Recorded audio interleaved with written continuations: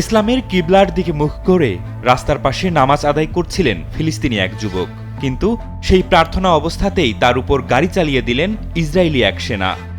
অমানবিক এই নৃশংসতার ভিডিও সামাজিক যোগাযোগ মাধ্যমে ছড়িয়ে পড়তেই বিশ্বজুড়ে বইছে নিন্দার ঝড়।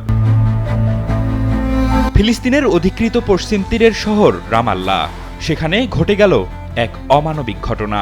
শান্ত মনে স্রষ্টার কাছে প্রার্থনা করছিলেন এক যুবক, কিন্তু সেই প্রার্থনারত অবস্থায় তার দিকে ধেয়ে এলো ইসরায়েলের এক ঘাতক যান।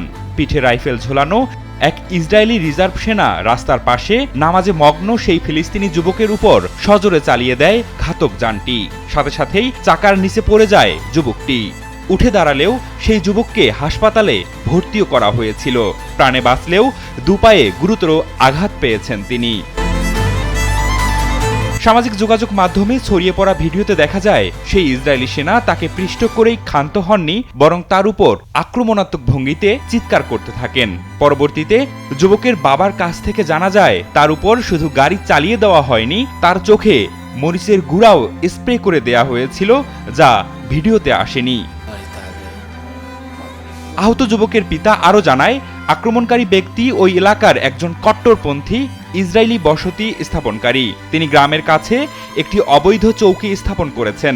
অন্য বসতি স্থাপনকারীদের নিয়ে তিনি এখানে গবাদি পশু চড়াতে আসেন, রাস্তা অবরোধ করেন এবং গ্রামবাসীদের নানাভাবে হুমকি ধামকি দেন। এর মাঝেই ঘটান নামাজরত যুবকের উপর এই নৃশংস হামলা। ঘটনার সত্যতা নিশ্চিত করেছে ইসরায়েলের প্রতিরক্ষা বাহিনী আইডিএফ।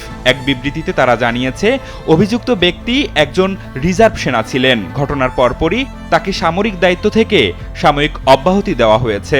এছাড়া ক্ষমতার অপব্যবহার ও শৃঙ্খলা ভঙ্গের দায়ে তার কাছে থাকা সরকারি অস্ত্র বাজেয়াপ্ত করা হয়েছে।